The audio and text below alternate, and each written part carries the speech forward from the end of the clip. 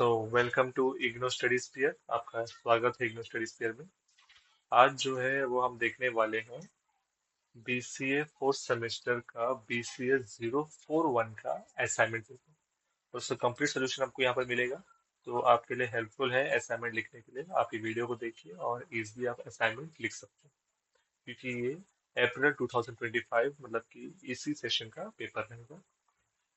Subject का नाम है फंडामेंटल्स ऑफ कंप्यूटर नेटवर्क्स। तो ये क्वेश्चन पेपर आप देख सकते हैं। इसमें 80 मार्क्स का क्वेश्चन रहेगा, मतलब टोटल 10 क्वेश्चन हैं और हर एक के 10 मार्क्स। टोटल 8 क्वेश्चन 80 मार्क्स, और बाकी 20 मार्क्स जो है वाइवा के लिए है। आप देख सकते हैं यहाँ ऊपर में कि यहाँ पर एक तो अक्टूबर में ये पेपर जो था असाइनमेंट यूज हुआ था, और अभी अप्रैल। तो अप्रैल में जो भी ये देख रहे हैं उनके लिए हेल्पफुल रहेगा। ठीक है, फंडामेंटल्स ऑफ कंप्यूटर नेटवर्क्स।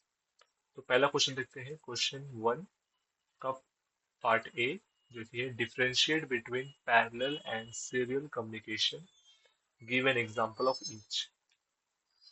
तो ये देखते हैं, ये डिफरेंशिएशन है पैरेलल कम्युनिकेशन और सीरियल कम्युनिकेशन बीच में।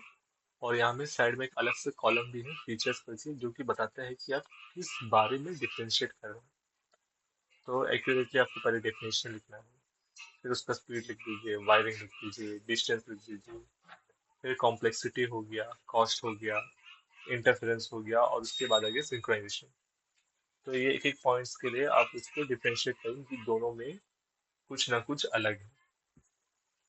और उसके बाद आप उसका एग्जाम्पल लिखेंगे, जैसे कि पैरेलल कम्युनिकेशन का एग्जाम्पल क्या है, कंप्यूटर्स इंटरनल डाटा बस। डाटा बस तो आप देखे होंगे, पीसीआई है, रैम डाटा ट्रांसफर है। और सीरियल कम्युनिकेशन एग्जाम्पल में आप लिखेंगे यूएसबी, जो कि हम लोग यूज करते हैं, यूनिवर्सल सीरियल बस, RS-232 और इथरनेट। तो ये तो फर्स्ट क्वेश्चन हो गया। अभी सेकंड क्वेश्चन देखते हैं। सेकंड क्वेश्चन में भी वही चीज बोला गया है, मतलब कंपेयर करना है हम लोग को पीओपी और आईएमएपी। फर्स्ट का बी है कंपेयर पीओपी एंड आईएमएपी। तो ये देखिए, सेम वैसे ही बॉक्स बनाइए। फीचर्स पीओपी, जिसका फुल फॉर्म है पोस्ट ऑफिस प्रोटोकॉल, और IMAP internet message access protocol. इसका भी वैसे ही है। फीचर्स में आप डेफिनेशन, तो उसका डेफिनेशन लिखेंगे।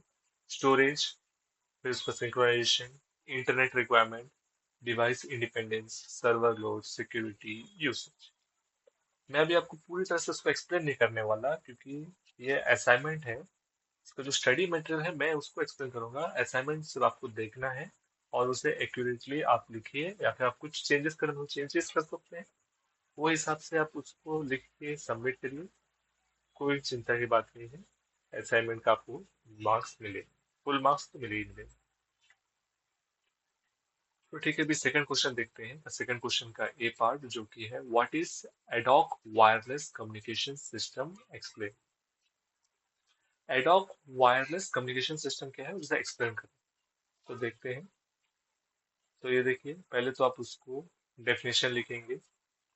Specific type of wireless network categorised by following features. तो क्या क्या फीचर्स है, एक तो है infrastructure less networking, dynamic topology, multi hop communication, decentralised control. मैं एक बताना चाहता हूँ कि असाइनमेंट लिखने में, पॉइंट्स लिखने में सबसे फायदा ये है कि आपको वो पॉइंट्स का जो स्टार्टिंग का जो हेडिंग रहेगा वो देख के लोग पढ़ के बस साइन कर देंगे, बोलेंगे बच्चे ने लिखा है सब कुछ, और असाइनमेंट का आपको फुल मार्क्स मिल जाएगा। आप इजिली सिक्योर कर सकते हैं, क्योंकि पता है कि 75% तो हम लोग का थ्योरी, 25% जो कि मैक्सिमम वेटेज डालता है हमारे पूरे इंटरनल, मतलब पूरे हमारे सेमिस्टर में।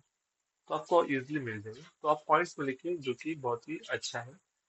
और मैं ये जो ये वीडियो है इसमें पीपीटी में भी आप देख सकते हैं सब पॉइंट्स में। अगर आपको इसका कुछ डिफरेंट आंसर्स, तो मैं बोलूंगा नहीं मिलेगा, सेम आंसर्स मिलेगा। लेकिन पीडीएफ फॉर्म में अगर किसी को चाहिए रहेगा तो आप कांटेक्ट कर सकते हैं। मेरा वीडियो में व्हाट्सएप नंबर है, आप कांटेक्ट कर सकते हैं। तो इसमें बोला क्या था कि एक्सप्लेन करना है हमें एडॉक वायरलेस कम्युनिकेशन सिस्टम। तो उसका एप्लीकेशन लिख दीजिए, कहाँ कहाँ एप्लीकेशन है। मिलिट्री ऑपरेशंस में है, डिसास्टर रिकवरी में, वेहिकुलर नेटवर्क्स में, ठीक है, तो ये हो गया सेकंड का ए। अभी सेकंड का बी देखते हैं। What is better for computer communication, analogue और डिजिटल? Justify answer. मतलब कि सबसे बेटर के एनालॉग है या फिर डिजिटल? तो देखते हैं, इसमें भी डिफरेंस दिया रहेगा इसका। हाँ, तो what is better for computer communication, तो वही है, एनालॉग कम्युनिकेशन दिया है और दूसरी तरफ दिया है डिजिटल कम्युनिकेशन। ये तो बहुत ही सिंपल डिफरेंस है, जो कि आजकल बच्चों बच्चों को पता है। तो फीचर्स में पहले तो लिखना है कैसा है, नेचर ऑफ सिग्नल क्या है, नॉइस रेजिस्टेंस, फिर डाटा स्टोरेज एंड प्रोसेसिंग लिखना है, ट्रांसमिशन एफिशिएंसी लिखना है, फिर डाटा डिटेंशन एंड करेक्शन मतलब दोनों का कैसा है, सिक्योरिटी कैसा दोनों का, और इंटीग्रेशन विद कंप्यूटर्स। तो ये दोनों, ये सब चीज आपको लिखना पड़ेगा, ठीक है। ऐसा ही सेम टेबल फॉर्म में आप बनाइए एग्जाम में, मतलब एग्जाम में नहीं, मतलब असाइनमेंट में बनाइए और सबमिट कीजिए, कोई प्रॉब्लम नहीं है। टीचर्स एक्सेप्ट करेंगे और आपको फुल मार्क्स मिलेंगे। या फिर आपके पीछे जो कॉलम है इसको हटा दीजिए, बस ये दो कॉलम पर रखिए जो कि मेन आंसर। तो इसमें जस्टिफिकेशन पूछा है, तो जस्टिफिकेशन में हमें क्या पता चला कि सबसे बेस्ट क्या है, सबसे बेस्ट है डिजिटल कम्युनिकेशन, तो वही दिया है, computer work in digital communication, फिर better data integrity, efficient compression and encryption, error-free transmission, internet and modern networks use digital signals. तो ये पूरा जो है जस्टिफिकेशन है किसका, डिजिटल कम्युनिकेशन। तो अभी थर्ड क्वेश्चन देखते हैं, थर्ड क्वेश्चन क्या है। अगर आप चाहें तो वीडियो को पॉज कर सकते हैं आंसर्स लिखने के लिए, या तो आप मुझे कांटेक्ट कर सकते हैं पीडीएफ या फिर इसका पूरा पीपीटी मांगने के लिए। आप इतना लिखेंगे 10 मार्क्स में, कितने लिखेंगे, इतने लिखेंगे, हो जाएगा। थर्ड क्वेश्चन क्या है, व्हाट इज विंडोइंग, मतलब खिड़की क्या है। How is flow control and reliability achieve through windowing at transport. तो देखते हैं इसका आंसर क्या है। तो व्हाट इज विंडोइंग में पहले आपको उसका पूरा डेफिनेशन लिखना रहेगा कि विंडोइंग क्या है। फ्लो कंट्रोल मैकेनिज्म है, विंडो साइज क्या है उसका, ठीक है, तो ये पूरा आपको लिखना रहेगा।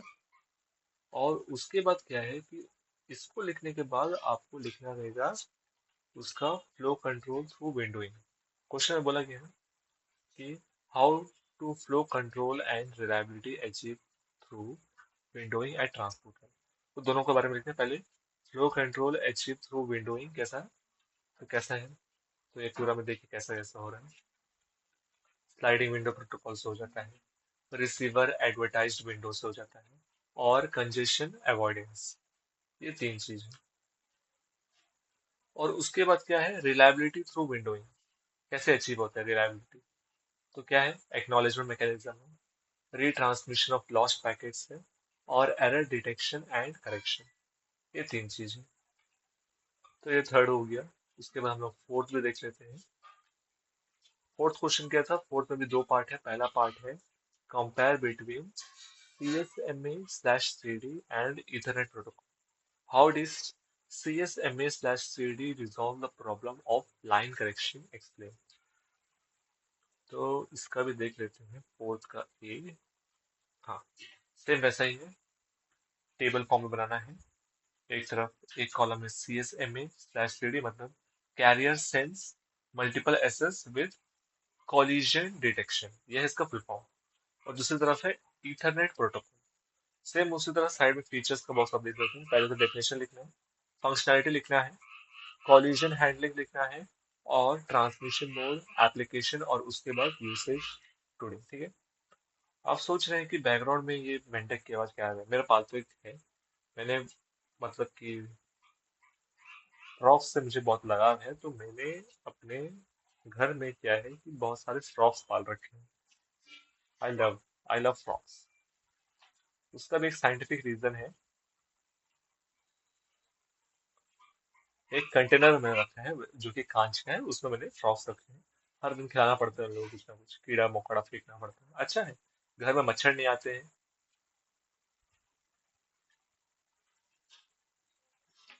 घर में जितने भी कीड़े आते हैं सबको पकड़ के खा लेते हैं वो लोग, मेरे लिए easy। ठीक है, ये तो हो गया इसका, फिर इसको एक्सप्लेन भी करना है।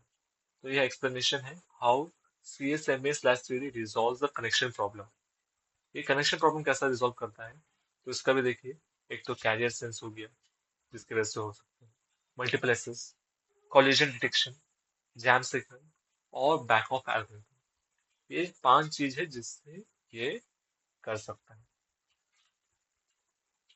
तो उसके बाद है अभी क्वेश्चन नंबर 4 का बी पार्ट देख लेते हैं। बी पार्ट में क्या क्वेश्चन था, हाँ कट गया थोड़ा सा, फिर भी देखते हैं। Differentiate between circuit switching and virtual switching, also explain the effect of router failure in virtual circuit. इसमें भी डिफरेंशिएट करना है।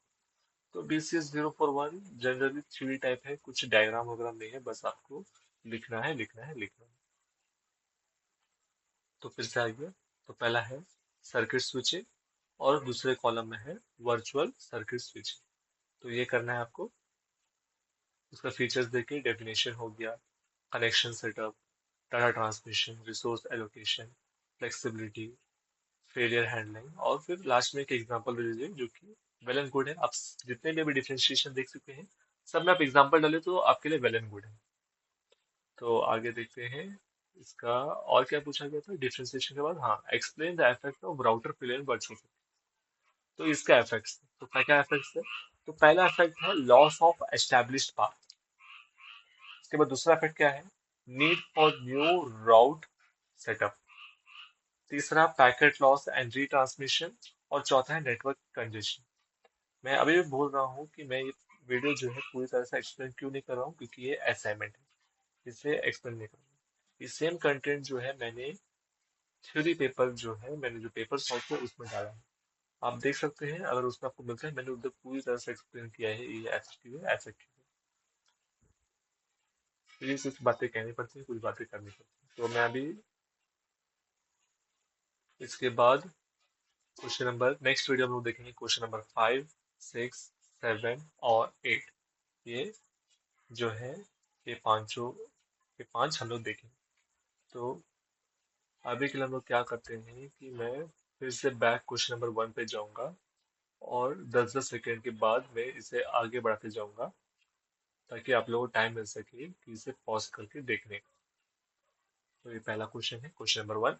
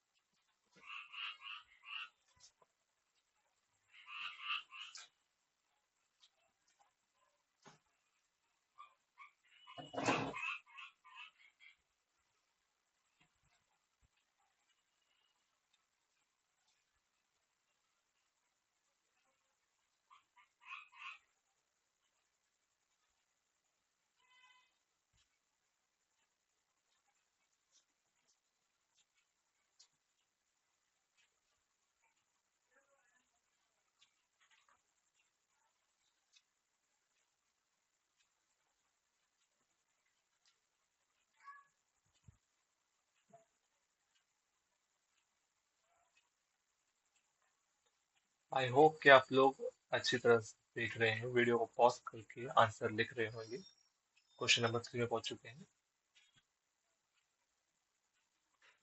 ये आपके लिए फायदेमंद है पूरी तरह से, क्योंकि मैंने भी लिखा है ये सब आंसर, मुझे फुल मार्क्स मिला है। मैं भी अभी 4th सेमेस्टर में ही हूँ। मैंने ये सारे असाइनमेंट लिख दिए, लिख के सबमिट भी कर चुका हूँ, और जो लोग ने लिया है उन्होंने ले भी लिया है, और मेरा मार्क्स भी अपलोड हो गया है असाइनमेंट का, एकदम टोटली फुल मार्क्स। और क्या चाहिए।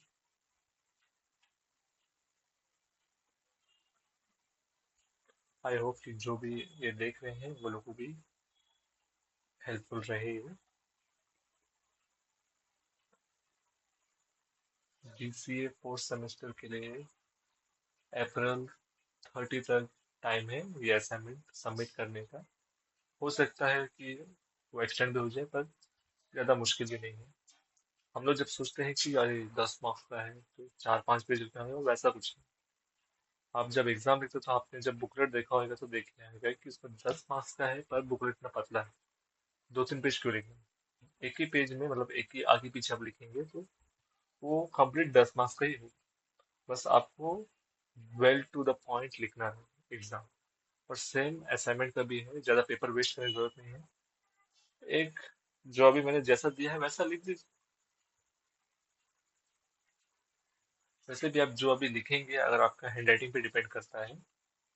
मैक्सिमम क्या है कि आपको पेपर जो है भरना है, लेकिन भरना है मतलब कुछ भी नहीं भरना। एक्यूरेट पॉइंट्स लिखना है जो भी आपने पढ़ा, बिना उसके आपको असाइनमेंट में फुल मार्क्स तो नहीं मिलेंगे। असाइनमेंट में से क्यों कर दिया तो थ्योरी पेपर का आपको टेंशन लेने जो। तो ठीक है, मैं अभी इस वीडियो को यहीं पे बंद करता हूँ। नेक्स्ट वीडियो में हम लोग देखेंगे क्वेश्चन नंबर 5, 6, 7 और 8। सायोनारा।